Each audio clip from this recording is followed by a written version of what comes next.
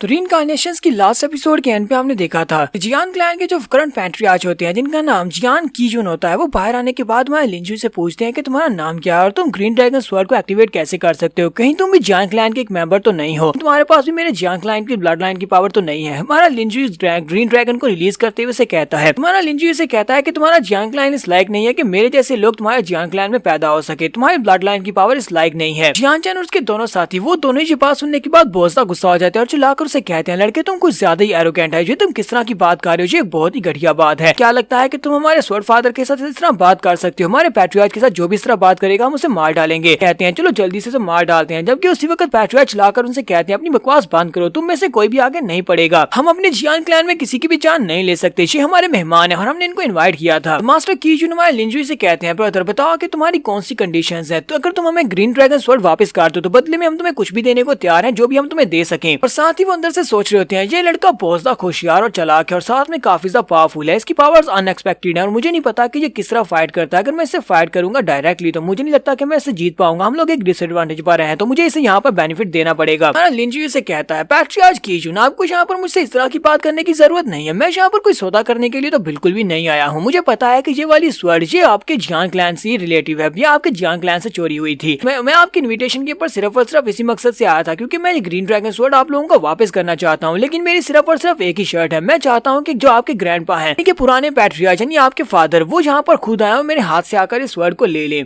तुम्हारे लिंजू की बात सुनने के बाद जियान कीजुन उसे कहते हैं, लेकिन योर एक्सीलेंसी हमारे फादर तो पिछले कई अरसे से सेक्युलेशन में है, तकरीबन 10 साल से वो सेक्युलेशन में ही है और वो बाहर नहीं आए, किसी को भी उनके बारे में कुछ भी नहीं पता कि वो अभी तक जिंदा भी है या नहीं, और तब से लेकर अभी तक मैं यहाँ पर स्वॉर्ड क्लैन का नया पैट्रियार्च हूँ, तो आपको मुझसे ही बात करना होगी। उसे कहता है तो इसका मतलब यह है कि मैं वापस जाना होगा, ये ग्रीन ड्रैगन स्वॉर्ड तुम्हें नहीं मिलेगी। हमारे लिंजू पीछे की तरफ मुड़ता है तो उसी वक्त वो सारे आर्म डिसाइपल्स होते हैं जो हमारे लिंजू के सामने तलवारें लेकर खड़े हो जाते हैं और उसे कहते हैं, तुम्हें क्या लगता है कि जियान क्लैन कोई ऐसी जगह है जहाँ पर तुम मुंह उठाकर आओगे और मुंह उठाकर चले जाओगे? बाकी के सभी लोग भी कह रहे होते हैं इसे यहीं पर रुकना होगा, इससे रोकें। मास्टर लियू कहते हैं, मास्टर क्या हमें आगे बढ़कर इनके ऊपर अटैक करना चाहिए, क्या इन सभी को मार डालें? लिंजी उनसे कहता है, नहीं तुम सभी को इनसे फाइट करने की जरूरत नहीं है, मैं आज यहाँ पर इन सभी लोगों को दिखाने वाला हूँ कि इन्हीं के क्लैन की जो ग्रीन ड्रैगन स्वॉर्ड है उसकी पावर क्या है। तलवार को ऊपर की तरफ उठाता और कहता है, सभी लोगों को क्या लगता है कि सिर्फ और सिर्फ तुम लोग काफी रहोगे मुझे रोकने के लिए, तुम्हें यहाँ पर कुछ एक्सपर्ट्स को लेकर आना चाहिए था। इसी के साथ ही हमारा लिंजी अपनी तलवार को सामने करते हुए उसके ग्रीन ड्रैगन स्पिरिट को रिलीज करता है। जब वो ग्रीन ड्रैगन स्पिरिट को रिलीज करता है तो उसका साइज काफी बड़ा होता है, वो वहाँ पर ऊपर से नीचे गिरता है, नीचे आने के बाद वो सारे के सारे लड़के वहीं पर मर जाते हैं। लिंजी के सामने जितने भी गार्ड या डिसाइपल्स है वो सारे उस ड्रैगन के नीचे आकर मर जाते हैं। जियान चैन भी ये देखकर काफी हैरान होता है, जबकि मास्टर कीजुन भी बहुत ज्यादा हैरान होते हैं और कहते हैं इसने ग्रीन ड्रैगन स्वॉर्ड के अंदर से उसकी स्पिरिट ट्रू स्पिरिट की मेन बॉडी को एक्टिवेट कर लिया, ऐसा कैसे हो सकता है? ये लड़का तो वाकई में स्पिरिट स्वॉर्ड को यूज कर सकता है। तो उसके बाद हमारा लिंजी उन लोगों से कहता है, क्या तुम में से कोई और यहाँ पर है जो मुझे रोकना चाहता है? अगर कोई मुझे रोकने वाला है तो जल्दी से आ जाओ ताकि मैं इस काम को जल्दी से जल्दी निपटा कर वापस जा सकूं। मास्टर कीजुन से कहते हैं, योर एक्सीलेंसी आप यहाँ पर हमारे फादर से मिलना चाहते हैं, पुराने पैट्रियार्च से मिलना चाहते हैं, अच्छा लेकिन आपको पुराने पैट्रियार्च से क्यों मिलना है? करंट पैट्रियार्च तो मैं हूँ, आपको मुझसे मिलना चाहिए। लिंजी से कहता है, तुम्हारे फादर के सेक्युलेशन में जाने के बाद तुम यहाँ के चीफ बने थे, तुम्हें क्या लगता है कि मैं तुम्हें चीफ मानता हूँ? तुम एक चीफ नहीं हो, जब तुम वाकई में एक चीफ बन जाओगे उसके बाद में तुमसे आकर मिलूंगा। बात सुनने के बाद मास्टर काफी ज्यादा गुस्सा होते हैं। तुम्हारा लिंजी कहता है, अब तुम यहाँ पर गुस्सा क्यों हो रहे हो? क्या तुम्हें मुझसे फाइट करनी है? क्यों ना मैं तुमसे फाइट करूँ, चलो फिर ठीक है फाइट करते हैं।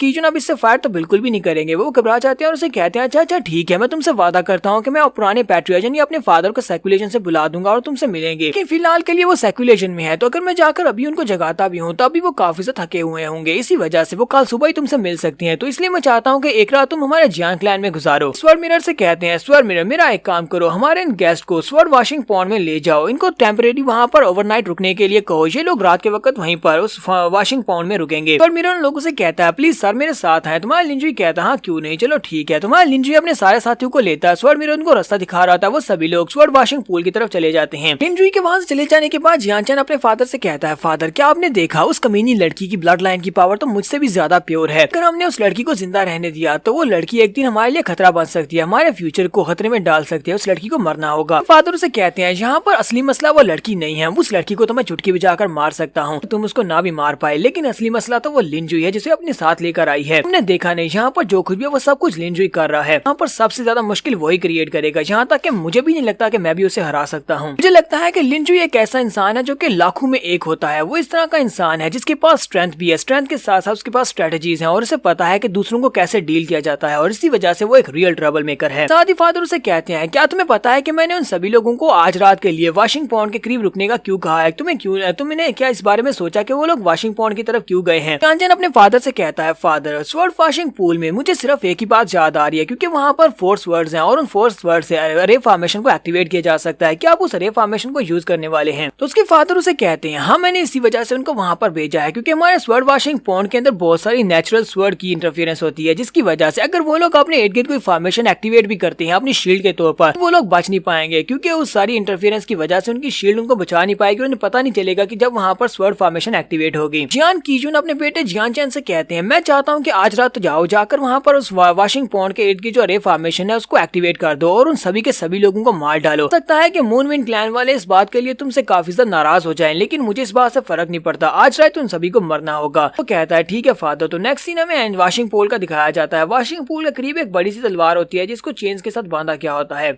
लिंजुई कहता है, स्वर्ड वॉशिंग पूल। इसको स्वर्ड वॉशिंग पूल इसलिए कहा जाता है कि बहुत सारे मरने वाले क्लैन लोगों की तलवारों को इस वॉशिंग पॉन्ड के अंदर फेंक दिया जाता है जिसकी वजह से इसके अंदर से बहुत सारी स्वर्ड की निकलती रहती है। कांची उसे कहती है, मेरे फादर भी हमेशा मुझे यहाँ पर लेकर आया करते थे, एक छोटी सी बच्ची थी। हमारा लिंजुई लोगों से कहता है, यहाँ पर एक और सीक्रेट भी है इस स्वर्ड पॉन्ड के नीचे। पता है कि स्वर्ड पॉन्ड के नीचे क्या है? इस स्वर्ड पॉन्ड के नीचे तकरीबन 10 फीट तक बड़ी सी फॉर्मेशन को बिछाया गया है। वो बड़ी सी फॉर्मेशन 4 सेंट वाली स्वर्ड के साथ बनाई गई है। सेंट स्वर्ड जो कि मेरे पास है, ग्रीन ड्रैगन स्वर्ड, इसके अलावा इन लोगों के पास 3 और स्वर्ड्स हैं। उन चारों स्वर्ड्स को जब मिला दिया जाता है तो उससे एक स्वर्ड फॉर्मेशन एक्टिवेट होती है जो कि बहुत ज्यादा डेडली है। ध्यान जी उसे कहती है, मास्टर आपको इस बारे में कैसे पता चला? हमारा लिंजुई से कहता है, इस बात से अब क्या फर्क पड़ता है कि मुझे इस बारे में कैसे पता चला है? जिस बात से फर्क पड़ता है वो बात तो ये है कि ये सभी लोग हमें यहाँ पर मारना चाहते हैं इस फोर्स सेक्रेट स्वर्ड फॉर्मेशन को यूज करते हुए हमारे पाँव के नीचे, और बहुत ही जल्दी एक्टिवेट होने वाली है। हमारा लिंजुई जियांची से कहता है, मैं अगर सच कहूँ तो तुम ही हमारे सर्वाइवल की हो, तुम यहाँ पर हमारी जान बचा सकते हो इस रे फॉर्मेशन से, क्योंकि मैं इस रे फॉर्मेशन को नहीं तोड़ पाऊंगा। जियांची से कहती है, लेकिन मैं ऐसा कैसे कर पाऊंगा? से कहता है, क्या तुमने कभी ग्रीन ड्रैगन स्वर्ड को यूज किया है? क्योंकि ये वाली फॉर्मेशन 4 स्वर्ड्स के साथ बनने वाली है और चौथी स्वर्ड इस वक्त हमारे पास है, और इस रे फॉर्मेशन की जो आंख होती है वो आंख ये स्वर्ड है। इसके पास भी ये वाली स्वर्ड होगी, सिर्फ और सिर्फ वही इस रे फॉर्मेशन को कंट्रोल कर पाएगा, और ये वाली बात उन लोगों को बिल्कुल भी नहीं पता है। तो यहाँ पर इस रे फॉर्मेशन को एक्टिवेट तो कर लेंगे, लेकिन उसके बाद तुम्हारी ब्लड लाइन की पावर बहुत ज्यादा प्योर है। अगर तुम ग्रीन ड्रैगन स्वर्ड को यूज करते हुए रे फॉर्मेशन को कंट्रोल कर लेती हो तो उन्हीं की चाल उन पर भारी पड़ेगी। हम उन्हीं की फॉर्मेशन को यूज करते हुए उन्हीं लोगों को मार डालेंगे। जी से कहता है, तो मैं यहाँ पर इस ग्रीन ड्रैगन स्वर्ड को यूज करने के और साथ में रे फॉर्मेशन को कंट्रोल करने का तरीका तुम्हारे माइंड में ट्रांसफर करने वाला हूँ। मैं चाहता हूँ कि आज रात तुम यहाँ पर सभी लोगों को मार डालो, स्पेशली उस जियान चैन को जो हमें मारने के लिए आने वाला है। आज अगर तुमने यहाँ पर इन लोगों को मार दिया तो उसके बाद सिर्फ और सिर्फ आखिरी वारिस तुम ही बचोगी, और उसके बाद अगली पैट्रियार्च तुम बनने वाली हो। जियांची से कहती है, अपने फादर का बदला लेने के लिए मैं ऐसा जरूर करूंगी। वो दोनों वहीं पर बैठ जाते हैं। जियांची हमारे लिंजुई के सामने बैठी होती है। लिंजुई अपने माइंड के अंदर से उस टेक्निक को एक्सट्रैक्ट करता है और इसी के साथ ही उस एनर्जी को उसकी बॉडी के अंदर ट्रांसफर कर देता है। वो जियांची की बॉडी के अंदर सारी टेक्निक्स को डाल देता है जिसकी मदद से फॉर्मेशंस को कंट्रोल कर पाएगी। थोड़ी देर के बाद लिंजुई उठकर खड़ा हो जाता है और उसे कहता है, मैंने कर दिया, तुम्हारा काम खत्म हो गया। तो जियांची से कहती है, मास्टर आपका बहुत बहुत शुक्रिया, आपने मेरे लिए जो कुछ भी किया है मैं इस एहसान का बदला एक दिन जरूर चुकाऊंगी। मैं लिंजुई से कहता है, हाँ मुझे तुम्हारे एहसान का बदला जरूर चाहिए, और वो ये होने वाला है, जब मैं तुम्हें यहाँ का नया क्लैन चीफ बना दूंगा तो उसके बाद ये चारों की चारों सेक्रेट स्वर्ड्स मुझे चाहिए होंगी जो मेरे पास पहले से है, बाकी की तीनों भी मुझे चाहिए, मुझे इनको यूज करना है।